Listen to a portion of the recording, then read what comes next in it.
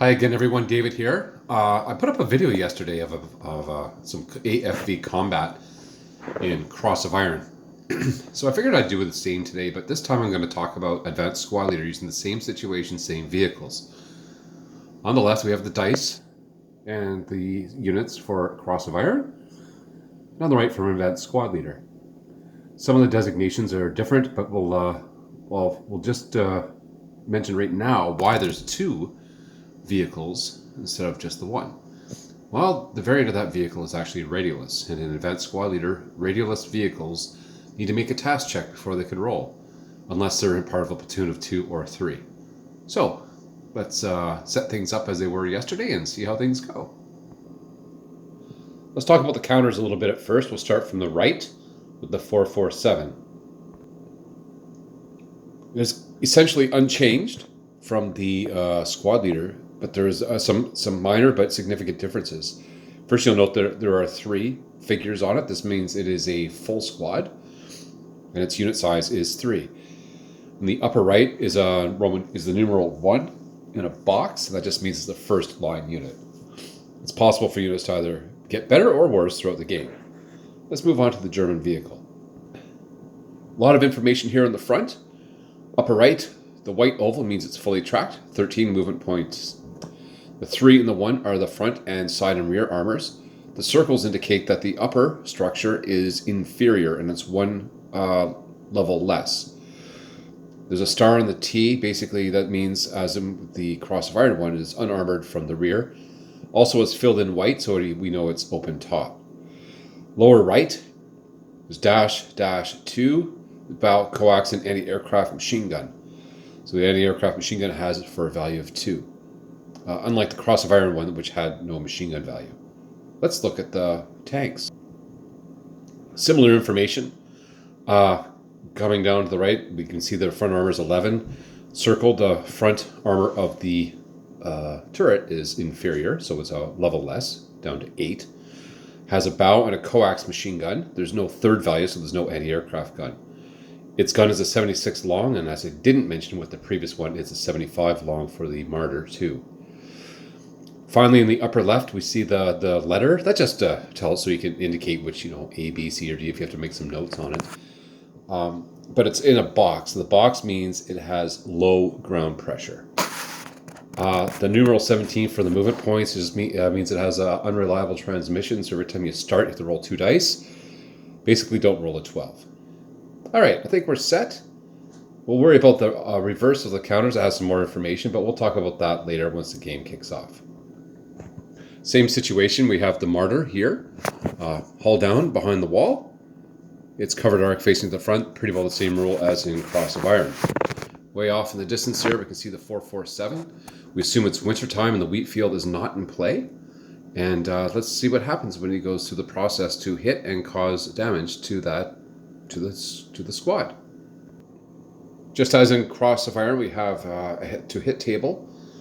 The type of target and range is slightly different, everything weighs down. There's also range modifications and a whole slew of other modifications that come down here. Suffice it to say right now, we know we're firing at an infantry target. We know it's between 7 and 12 hexes away. Black numbers are for the Germans. And we can see here that his base to hit number is a 7. But we're not done yet. Here we see one significant difference from the old system to the new. Look at case Q under target-based hit determination dice roll modifier. TEM, terrain effects modifier. In the old game, the ability to hit a target was based on the to hit table, and then the resolution took into account the protection. In Advanced Squad Leader, the protection is taken into account in the ability to actually hit the target.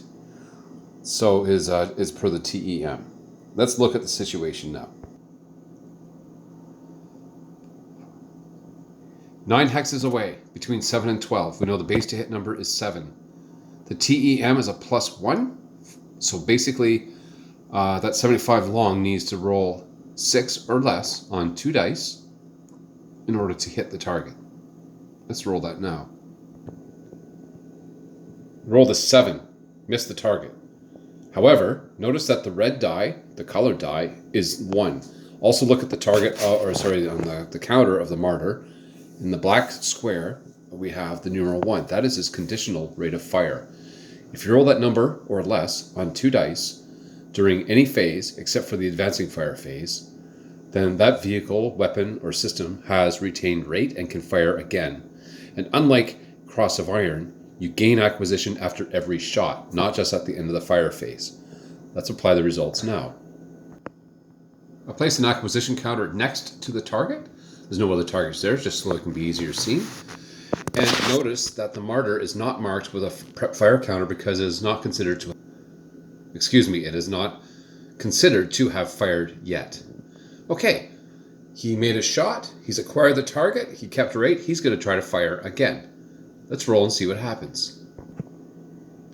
This time the gunner found the mark. They did lose rate of fire, however. Fired a 6, plus 1 for the TEM makes it a 7, but minus 1 for the acquisition counter makes it a 6, needing a 7 to hit the target. Let's apply the results to the target. Just as in for Cross of Iron, we go across the top of the infantry fire table to find the caliber. We see it there under the 12 column for 70mm. Basically, we're going to roll the results. However, unlike Cross of Iron, since the TEM has already been taken into account, we roll 2 dice and there will be no dice roll modifiers. Let's roll and see what happens. The results table was an 8. This results in a 1 morale check. Basically, now the squad has to roll for morale just like they do in the old squad leader game. It's an average roll of 7. However, there was a modifier of plus 1. They failed by 1. Therefore, they are broken. They did not exceed their experience level rating or ELR, so they simply flipped over. Also note that the acquisition counter is now at a 2 because there were 2 successful shots fired at the target. The target hasn't moved and the conditions have not been met for the acquisition to leave. Let's apply the results now. The Russian squad has been flipped over, marked with DM, and the German Panzerjäger here, the Martyr 2, is marked with prep fire. There's no movement, none of that, so we'll just carry on. Now let's assume that the Soviet squad declines to rout away, for whatever reason. Now here come the Soviet tanks. There's a strict sequence of events that has to happen in Advanced Squad Leader, and one of the first things that happens in your player turn is to place or roll for reinforcements. And you have to commit to where they come in, even before you check for other random events such as the wind change or the environmental conditions check. In this case, they've decided to come in at U10. I've noted before that they are radioless tanks, and very quickly that just means that they have to remain adjacent to each other, and if one expends movement points, the other one expends movement points as well. Just as in my previous example, they decided to come straight at the Martyr, the 2 of them. Also note that there is a black square around, a thin black square, white square around the counter. This means that due to the nature of the turret, the main gun and the coax machine gun can only be fired if the vehicle is buttoned up. Anyway, there's a lot of stuff to be looking at here. But basically, they're moving forward. They've expended 6 movement points moving up. And notice that they are adjacent to each other.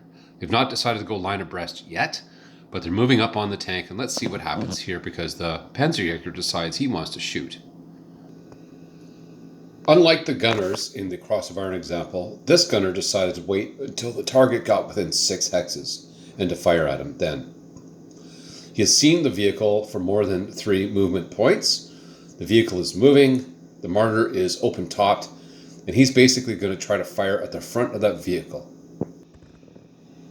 Now is a good time to check the back of the target of the vehicle shooting to see what kind of special ammunition it may have. Going from the bottom up, crew survival number is a 4. It's in red. It means it burns more easily. HE number is a 7, so if he wants to fire high explosive, he has to roll 7 or less. I neglected to bring that up in the first part, but he did roll under 7 every time, so he's good.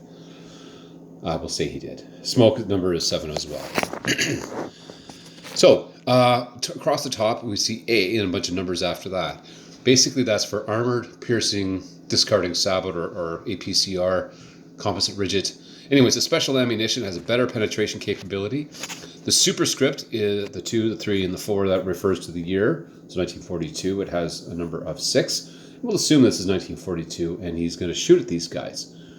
and he's going to try for that. Basically, he rolls a to hit roll, has to get 6 or less, and if he does, he has the shot. If he gets more than that, then it's as if he's never fired at all, unless he rolls a 12. If he rolls exactly 6, he has the shot, but he loses the ability to fire it moving forward. All right, enough of me talking. Let's roll the dice and see what happens. Bad news for the Russian, I should say. That that's not only is that a hit, but that is a critical hit. When firing at vehicle target types, rolling a natural 2, so long as you needed more than 2 to hit, means it's a critical hit, and that is a bad thing. Of course, calling it a bad thing is relative. Basically, what we have to do is, just like on Crossfire, is go to the AP to kill table. We see 75 long here on the right. The number is 17. Because it was a critical hit, we double that. So it's 34. And we're going to compare that to the armor value to see what we need to kill. The hit location is in the hull because the numerals are the same. White and anyway, we'll get to that in a minute. Basically, it's 34 minus 11. So we're looking at 23 or less on 2 dice. If I get less than half that, then that vehicle is burning. If I roll a 12, then that's random event. There's no shot. Let's roll the dice. I rolled a 7. 7 from 34 is da-da-da. Anyway, it's a lot less than half required. Therefore, that tank is not only destroyed, but it is also burning. Let's apply the results.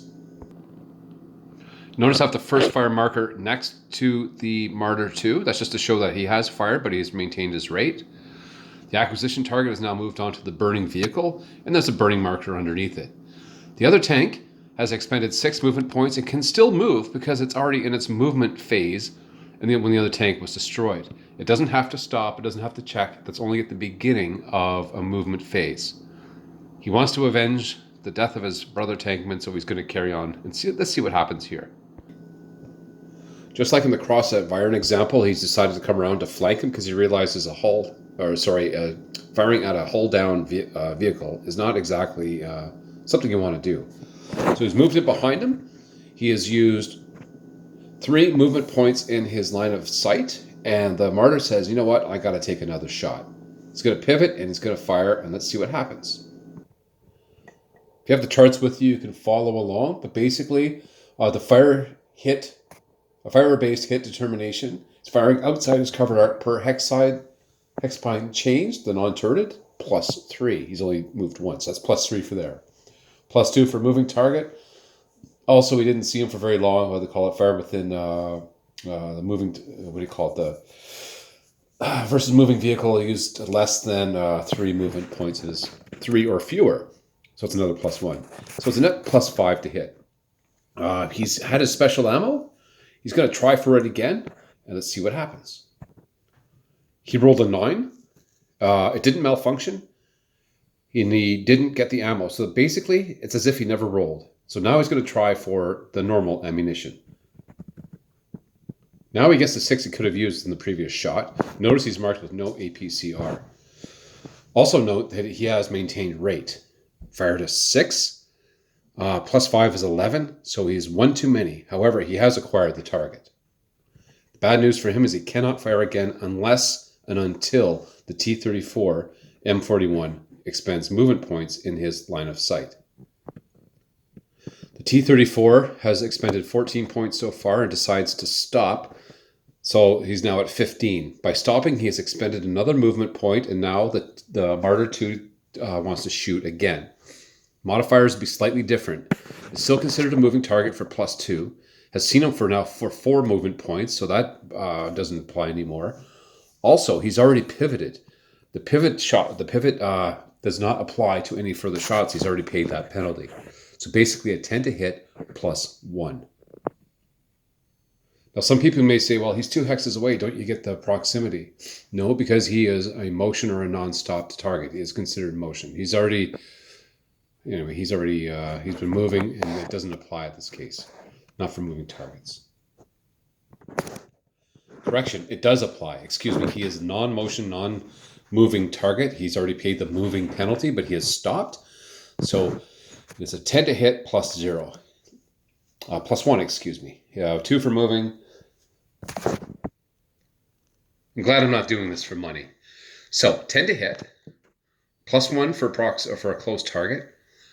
Sorry, -1 for close target, -1 for acquisition, and then +2 for acquire for moving target for he's moved. So basically, you need to roll a 10. I rolled an 11, so he missed the target, but he acquired. He didn't break the gun. Now it's time for the. Now it's time to see what happens with the return fire. Movement phase is ended. Defensive fire phase is ended. Now it's time for the advancing fire phase. Point to note, the T-34 could have fired as bounding first fire within his movement phase. However, he would not be able to acquire the target, so he decided to wait. So it's time to shoot. So he's got to fire at this target, and let's calculate what he needs. Now, he's already moved this turn, so that's going to be an automatic +4. And he's buttoned up. It's +5. Let's see what else he needs. Oh, yeah, he's close to it, so it's a -1. Anything else? No, I think that's it. So his firing advancing fire phase is +2. Bounding fire is a turret or slow turret is another +2. And he's buttoned up for +1s and net +5. Close target makes it a +4. He's not a small target or anything like that. So basically, you just attempt to hit +4. Not a bad shot. Good shot. Rolls a 6. Notice he does not have a rate of fire marker on his counter, so it doesn't matter. Can't get rate of fire in the advancing fire phase anyway. But it is a hit. White over red, hit in the head. So it's an upper structure hit. If the white die is greater than the color die, then it's a turret hit or an upper structure. If the red die is equal to or more than the white die, then it is considered a hull hit. Let's apply the results. Looking at the AP to kill table, you'll notice there are 2 76 longs. There's one right here. It's sort of like a brown color, like the Russians. Another one over here in black. The black one is not for them. We're going to go not with 17, but with 13. So basically his kill number is 13, and we apply that against the upper hull structure and see what happens. Remember that the circled 3 means it's an inferior turret. So instead of a 3, his value is 2. 13 minus 2 is an 11. Basically, that is the magic die roll that the tank has to get. Just don't roll a 12. He tried to roll a 12, but he couldn't. But he still rolled 10. 10 plus the 2 is 12, and it's 1 less than the required 13. The martyr has been destroyed, but let's see if the crew survives. Crew survival number is a 4. I noted it's in red. It's easier to burn. In this case, it didn't burn. Roll 2 dice, and let's see if they pile out. Needed a 4 or less. They got 6, so therefore the crew has perished, and the full victory points has been applied. Vengeance is mine, says the tank crew, but now he's still in a pickle, even though he has avenged the death of his fellow tanker. He still has to move on and fight alone. Now let's conclude. In the end, we pretty well got the same result as we did with Cross of Iron. But you can also see some of the subtle differences. Acquisition after every shot. Rate of fire is conditional, which means that in theory, you could shoot an infinite number of times at any fire phase, so long as you maintain the conditional rate of fire number. Notice also that the location of the shot is determined by the random, the colors of the dice, and also what happens if you get a critical hit. Also note the differences. So for example, if you have a radialist tank, they're a little more cumbersome to move around. And also the effects of firing on people inside building terrain, etc. Maybe harder to hit than in Cross of Iron, but once they're hit, the chances of causing damage with an infantry target type shot is much greater. All right, I hope you've enjoyed my video. Thanks for watching, and please do subscribe.